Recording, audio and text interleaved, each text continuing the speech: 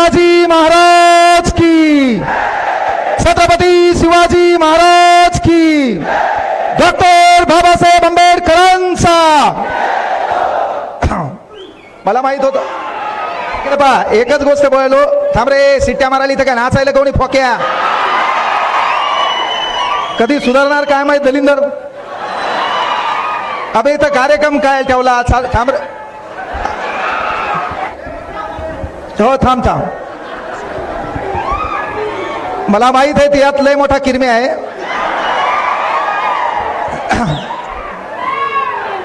चला पोरो लक्षात घ्या,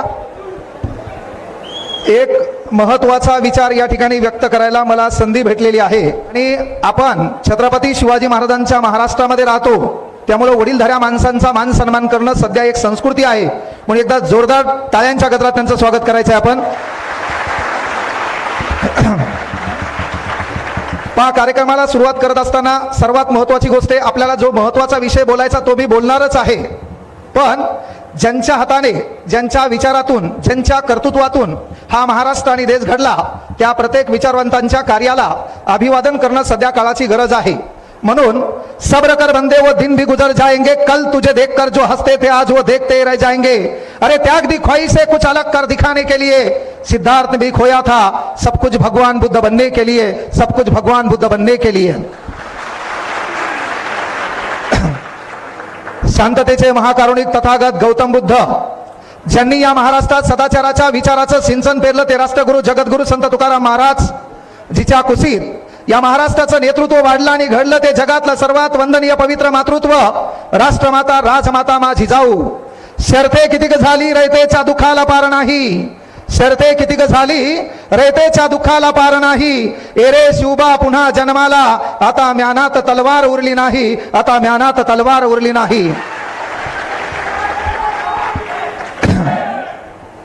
स्वराज्य संस्थापक राजाधिराज छत्रपती शिवाजी महाराज, आदर्श पुत्र छत्रपती संभाजीराजे, आरक्षणाचे कैवारी राजश्री शाहू महाराज, युवकांचे प्रेरणास्थान स्वामी विवेकानंद. आणि सध्याचं राजकारण, आपण कोणाच्या मागं पळायचं आणि कोण कधी कोणत्या पार्टीत बसल, आणि नेमकं कोण कोणती कधी शपथ घेऊन घरी येईल, आणि शपथ आल्यावर कोण पाठविलं आणि कोण कोणाला भेटायला जाईल, याचा ताळमेळ न लागणारं राजकारण. सध्या जर कदाचित भगतसिंगांनी पाहिलं असतं तर भगतसिंग आपल्या मित्र सुखदेवला म्हणाले असते, अरे कई वोटों के लिए मर गए, कई नोटों के लिए मर गए, कई वोटों के लिए मर गए, कई नोटों के लिए मर गए. होते भगत सिंह जिंदा तो कहते सुखदेव से, साला हम भी किन कमीनों के लिए मर गए, हम भी किन कमीनों के लिए मर गए. रियालिटी आहे ना भाऊ, आपला कार्यक्रम वाजीला आहे ना. आपल्याला विश्वास नाही मतदानाला जावा का नाही. 2024 तर मतदानाच्या दिवशी मी म्हणतो अर्धा भारत सुट्टीच घेताय का नु. महाराष्ट्रात दिवशीच खलास झाला. आपल्या दिवशी याच्या गाडीत बसलो, दुसऱ्या दिवशी कळलं त्याचा पक्ष चेंज झाला, मधल्याने आपल्याला काढून दिलं. आणि म्हणून लक्षात घ्या, आपण पक्षावर न बोललेलं बरं. जाताना मला 200 किलोमीटर जायचा, आपलाच कार्यक्रम मधात व्हायचा. हा मात्र एवढे आपला कार्यक्रम होऊ शकत नाही, कारण आपल्यासमोर महाराष्ट्रातली विद्यार्थी प्रचंड एक ताकद आहे बा. आणि म्हणून पोरं लक्षात घ्या, अज्ञानाचा अंधकार मिटवून घराघरात ज्ञानाची प्रकाशज्योत पेटवणाऱ्या क्रांतीज्योती सावित्रीबाई फुले, खरे महात्मा महात्मा ज्योतिबा फुले, संत सेवालाल महाराज, संत बसवेश्वर, संत भगवान बाबा. आणि सर्वात महत्वाची गोष्ट बिरसा मुंडा नाईक, या प्रत्येक महापुरुष. आणि जिथं मला या ठिकाणी बोलण्याचं, तुम्हाला ऐकण्याचं, आणि कास्ट जात धर्म पंथ न पाहता कुठलाही व्यक्ती कोणत्याही पदावर एका ग्रंथामुळे जातो, त्या ग्रंथाचे निर्माण करते परमपूज्य बोधिसत्व ज्ञान सम्राट डॉक्टर बाबासाहेब आंबेडकर. या प्रत्येक महापुरुषांना प्रथमतः अभिवादन करतो. पोरं लक्षात घ्या, आता मेन कार्यक्रमाकडे आपल्याला यायचे. तुम्हाला मी काही टेन्शन देणार नाही, ताण देणार नाही, बिनधास्त रिलॅक्स राहायचं. जे काय तुम्हाला कोणीकडे पाहावं वाटलं तिकडे पाहून घ्या.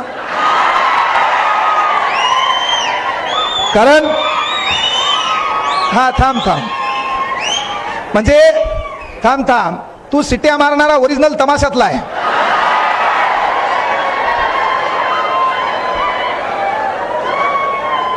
म्हणजे तू अशा सिट्या मारायला की जुनो घरचं तुया कोणतरी हलगी वाजित आहे. आपल्याला चालू काय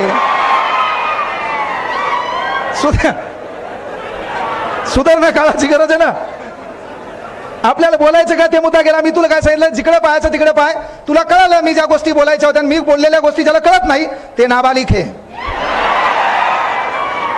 पोरं लक्षात घ्या, हा जो कार्यक्रम आहे हा कार्यक्रम होता 12वी नंतर स्पर्धा परीक्षेत. अलीकडे तुम्ही पाहिला असेल काय झालं माहितीये का, तुमच्या धाराशिव मध्ये आपला जीव आणि मग इथे एखादं पोरग कॉन्स्टेबल लागलं. कॉन्स्टेबल लागल्यावर त्यांना गल्ली बोळामध्ये पेढे वाटले असतील, पण जे लागलं नाही त्याला ताण आला. ज्यानं पेढे वाटले त्यानं वाटले, पण त्याच्यासोबतचं जे पोरग होतं ते लागलं नाही त्याला ताण आला. आपला प्रॉब्लेम तोच व्हायला पहा. आपला सर्वात मोठा प्रॉब्लेम काय, एका रूम मध्ये 4 जण छान पद्धतीने अभ्यास करायलेत, 4 बी नाही लागले, लय मोठं दुःख नाही. पण त्या 4घातला 1 जण लागलं का ते तिघांचे दुःख होईल का, ते जगात कोणालाच होणार नाही. कारण आपण अशा देशात राहतो इथं चॅलेंज नाही आपल्या लोकायला. आपल्या लोकांची मेंटॅलिटी आहे, लोकायला दुःख झालं मला दुःख आहे थोडंफार चालते, पण अख्खं जग सुखात आहे म्हणले आणि मी एकटा दुखात आहे तेव्हा आपल्याला ताण यालाय. म्हणून मी त्यासाठी उदाहरण सांगितलं, बाबा आपल्याला मेंटॅलिटी बदलायची आहे. संत ज्ञानेश्वर महाराज म्हणले, अवघाची संसार सुखाचा करीनं आनंदे भरीनं तिन्ही लोक. आपल्याला संसार सुखाचा जगाचा करायचा होता, आनंद तिन्ही जगात भरायचा होता. पण आता प्रॉब्लेम असा झाला, आपलीच माडी आपलीच गाडी आपल्याच बायकोची गोलगोल साडी, याच्या बाहेर आपला विचार नाही. मेन प्रॉब्लेम ते सकाळी म्हणला होता तो शाळेत जाताना, भारत माझा देश आहे, आणि शेवटी एकच वळतूल पाठ झाली, यातच माझे सौख्य समवले आहे. अख्खं मधलं गायब झालं. तू जनगण मन डायरेक्ट जय हो जय हो जय हो, बाकीचा कार्यक्रम डिलीट केला आपण.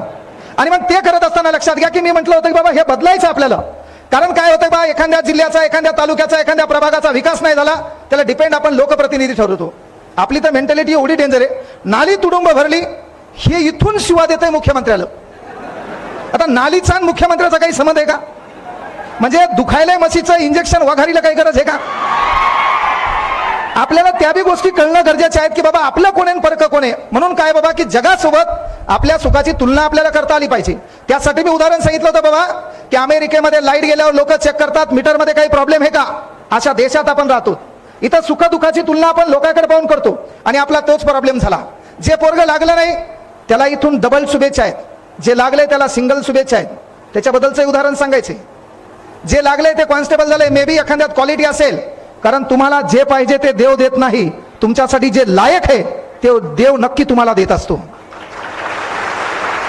म्हणून कदाचित अरे आपण या पोलीस भरतीमध्ये 1-2 मार्कानं हुकलो, आपण याच्या अगोदरच्या सरळ सेवेत नाही लागलो, तर याचा अर्थ वरच्यानं ठरवलंय ती क्वालिटी याच्यापेक्षा काही वेगळी आहे. मी काय शिक्षण सेवक झालो का? मी DED ला 6 मार्कांना नापास आहे. महाराष्ट्रातले पोरं शिक्षक व्हायसाठी माझ्या क्लासला येतात. काळ बदलला भाऊ है ना. मी काय पोलीस भरती दिली का? मी काय पोलीस झालेलो आहे का? नाही. महाराष्ट्रातले प्रत्येक पोरग पोलीस मध्ये, महाराष्ट्रातला असा जिल्हा कुठला नाही की त्या जिल्ह्यात आपलं पोरग पोलीस नाही. महाराष्ट्रातला आता हे पुढे बसले राजेश गिरी 2014ची पहिली बॅच, इथंच आहे राज्य उत्पादन शुल्क पोलीस. व्यंकटेश पवार इथंच आहे तुमच्या इथं धाराशिव मध्ये 10 पोरं आपल्या क्लासचे आहेत.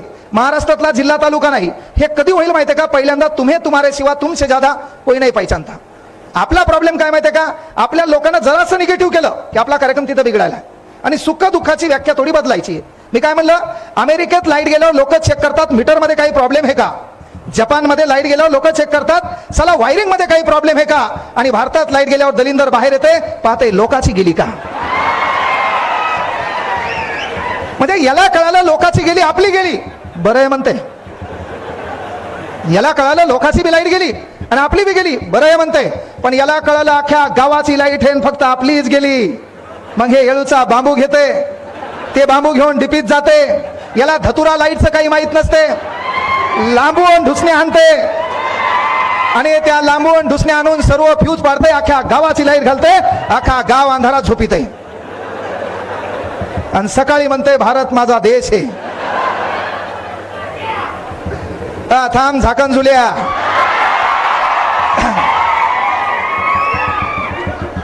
पोरं हे जे 11वी 12वी झाले तुम्ही, सर्वात मोठा किरम्या तुमच्या देशात द्या. पण एकच गोष्ट सांगतो, आजकालचे तुम्ही इथं बसलेले पोरं आहेत, एकच सिच्युएशन हातात घ्या आणि लक्षात घ्या. तुमचा बाप इथं कुठतरी बसलेला आहे. काहीचा बाप इथं बसलेला असेल, कोणाची आई पण इथं बसलेली असेल, कोणाची बहीण इथं बसलेली असेल, कोणाच्या हृदयाचे तार जुटलेले असेल ती पण इथं बसलेली असेल.